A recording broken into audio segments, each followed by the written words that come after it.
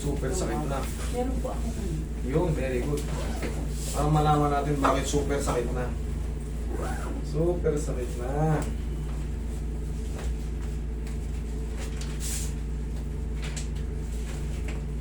Grade 1 is spondylosis L4 over L5.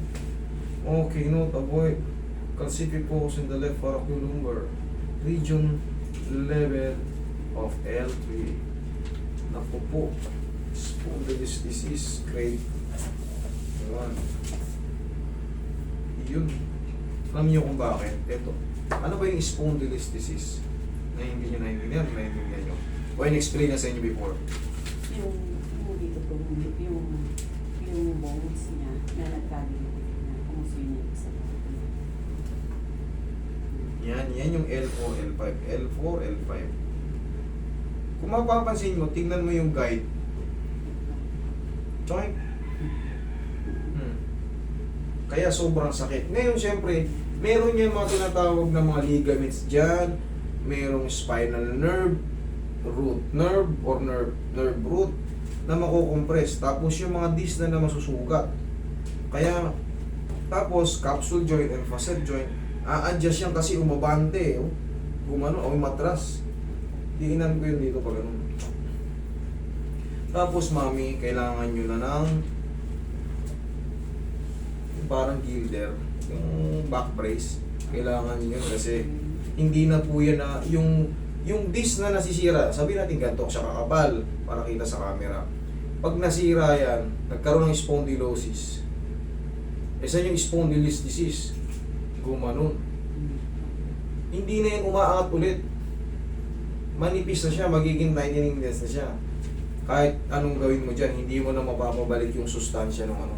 Maghihilom na lang siya, pero never na yan siya ulit kakapal. Kaya kailangan talaga hindi na kayo magbuhat ng mabigat. Tapos kahit pa paano, syempre umiidad tayo, nagkakaroon pa tayo ng tinatawag na degeneration o degenerative change.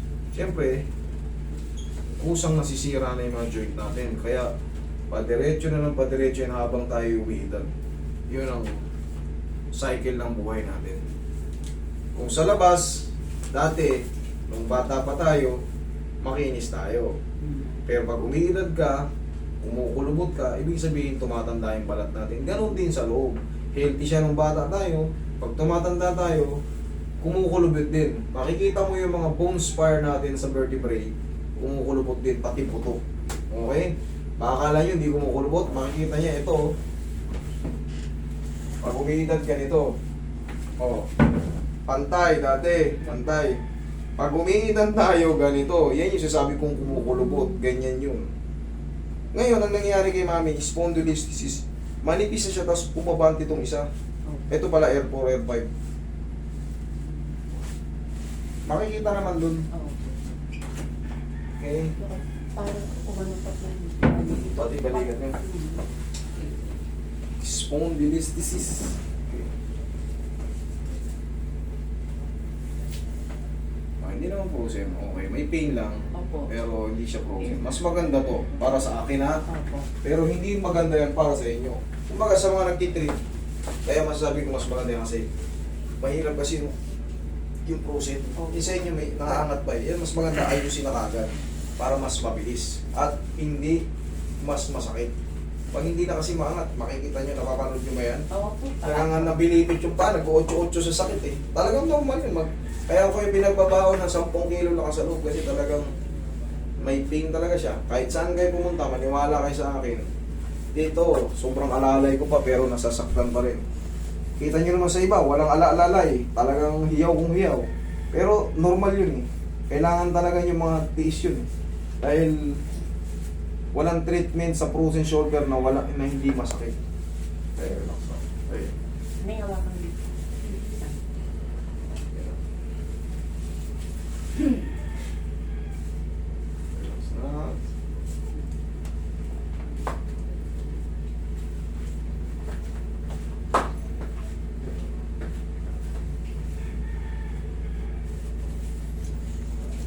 Meron ba kayong opera? Ay, wala na po akong matigil lang. Okay, good. Matagal na? Opo. Okay.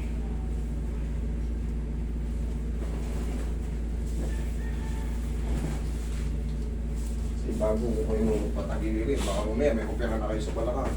Baka mamaya luma yun eh. Hindi ka patagilid. Ang paubos na po. Mami, bili kayo ng ano ha, yun ang magpapa... Siyempre, Yung brace po dito. oo, back brace. Kasi, sabihin na natin wala na kayong trabaho, pero hindi nyo alam, mas matrabaho pa sa bahay. Mas matrabaho pa sa bahay. Nakikita ko yan kasi nire-review ko minsan yung CCTV sa bahay. Titignan ko yung mga ginagawa sa loob ng bahay. Kumbaga, alam ko kung gaano kasisipag yung mga nanay natin. Relax. Kabilang side. Tapos may anak ka, tatlo, puro lalaki na ano, 5, 6, 7. Rampunan talaga.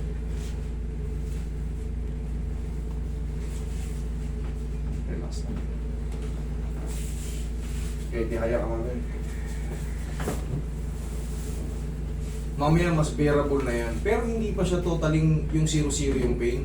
May pain pa pero mas bearable mo na. Kaya nga lalagyan mo ng brace kasi mami, yung disc nga natin, sira na. Hindi naman yun na-adjust ng ganun, hindi yun uurong. Diba na-explain na sa inyo yung doktor? Hindi yun uurong, intact pa rin, hindi na siya intact. Kaya may sugat na yung dapa. Yun ang ano ko.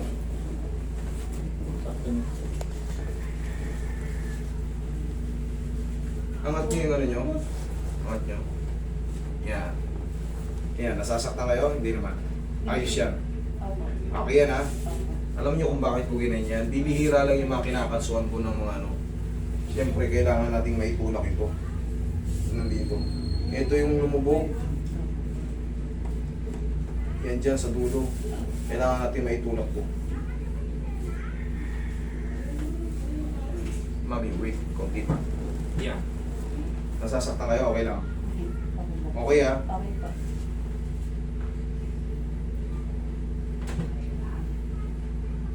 Okay lang kayo? Opo.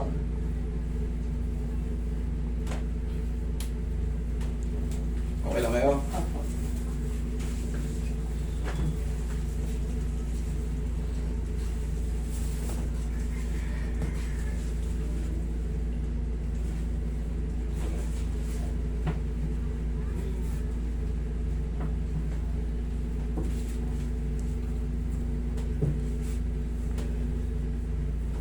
Okay.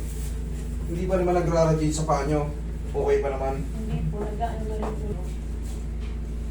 Babae, may lower back pain kayo. Ganito.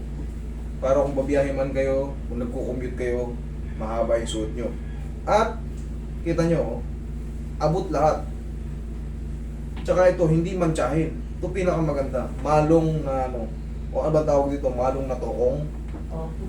Ito, pinaka-the best. Maluwag, maaabot lahat. Huwag kayong mag-leggings na napit-napit. Diyos mio. Hindi hanggang dito lang yung ano eh. Hindi maabot. Eh, pag may lower ba kayo, nagra-radiate po yung paganyan. Okay? Dito, dati ako lang mag-isa, nakikita nyo naman. Kahit sa abroad, tinatamaan talaga yung puwet. Kung ayaw yung mahilot sa puwet, huwag kayong magkaroon ng back pain. At huwag kayong pumunta dito. Kasi dito, na-explain natin yan. Kung bakit siya tinatamaan. Kung bakit siya dapat patamaan. Kasi ang sciatica, mapapansin nyo nandito yan. Pag ganun. Kaya, yung mga puwet nyo, tamaan talaga yan.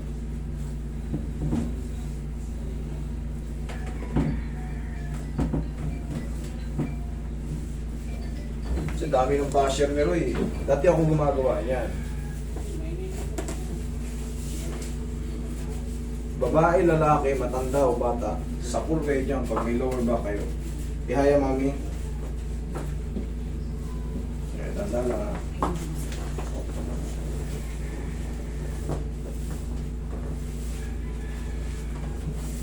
Roy, medyo ibaba mo Roy ha. Medyo sa kalahati ng puwet mo ilagay. Yan. Yan. Puso ko na konti.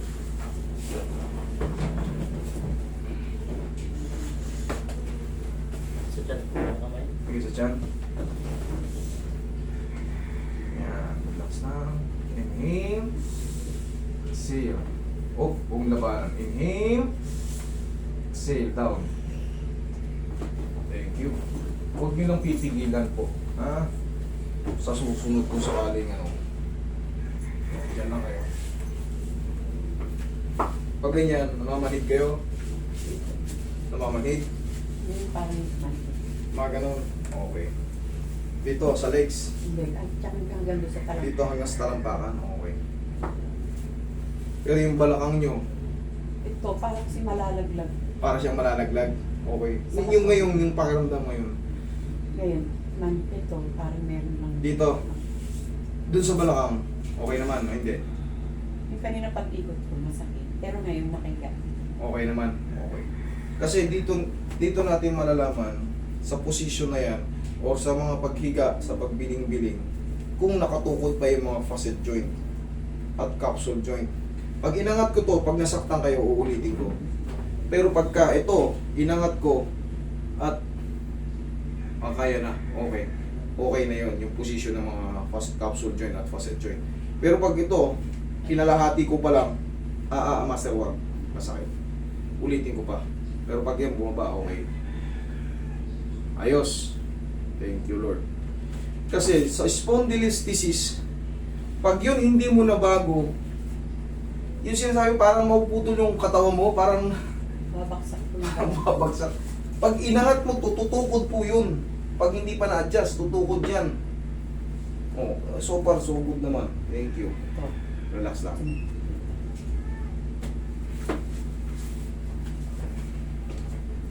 Yeah. Okay, relax.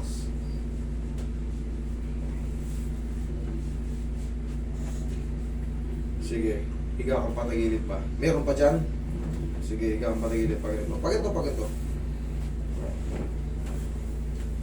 Yan. Okay. Nasasaktan ka, okay lang. Hindi, okay na. Okay lang? Okay, sige. Pero mami, ang ibig ko sabihin, kunyari yan, okay. Pagka umuwi, kumbaga, pagtapos ng treatment nyo, meron pa rin parang pagod dyan. Kasi hindi siya, yung sugat ba nandun pa rin eh. Maghihilom ba yun tapos? Kaya susundan nyo pa ng ano yan. Kasi, iigas yun once na, kunyari na, nagbuhos lang. Eh, sabihin natin, nagwalis kayo ng konti. Maaring hindi kayo kagad makabalik. Nagigets yun. Nangyayari na. O, nangyayari na po. Kaya ngayon, pag sakali sabihin natin, nagwawalis kayo sa bahay nyo, lagyan nyo ng PVC ng walis. Nakatayo kayo magwalis. Kung sakali lang talagang nagtatrabaho pa rin kayo sa bahay nyo. Huwag na kayong magwalis ng medyo mababa. Hindi na po ako nagwawalis, yung asawa ko na lang po nagwawalis. Very good kasi may yung spondylolisthesis. Delikado po yan. Konting yuko nyo dyan, maaaring hindi bumalik. Kung nakaganito kayo, tukod na kayo ba ganyan. Hindi nyo na yun may hindi nyo yun mauunat. Hindi nyo may gaganon yan. Ganyan kayo. Pero pag na-adjust yan, makakaganon-ganon si mami. Pero may pain pa rin yan kasi nga may sugat yung disc. Sana lang maintindihan nyo yung mga explanation natin. You, thank you, mga bol. Sige, po kayo. Yan, po. Thank you.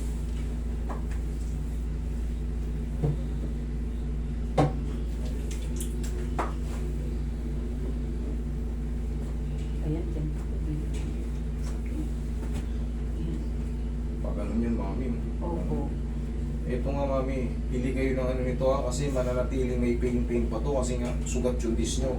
Kumbaga, ngayon pa lang to na iusok. Naramdaman nyo yung mga nagtunugan dyan. Opo. Iyan yung mga facet joint at capsule joint na nauusok sa vertebrae yun. Yun lang naman kang tanging makakapag-alay niyan ang pagpektus dyan sa balakangan nyo. Kasi hindi uubra yung ordinary ganito yung kumakapon. Wala. Mag-iingat kayo sa pagtatrabaho sa bahay ha. Mga pag-iuyo-ko. Sige nga tayo kayo, lakad kayo. Sige, tanda, matulas yung ano dyan. Lakad kayo. Obserbahan nyo ngayon kung ano mas maganda. Mas masakit siya ngayon o mas gumanda, mas gumaan. Okay na nyo ha, ayos ha. O mami, para manatili kayong ganyan kung magawa lang pain. Base po. Magkano lang yun? Kaysa naman araw-araw kayo nagpapatreatment. Tapos, paggising nyo sa umaga, kaya nyo ba? 1, 2, sige nga. 1, yan lang, paggising nyo sa umaga, tag-isa lang. Tapos, ikabit nyo na yung brace nyo, tapos lagyan nyo ng paw yung balakang nyo. Ha? Okay? Okay. Salamat. Thank you. Spondylolisthesis treatment. Thank you.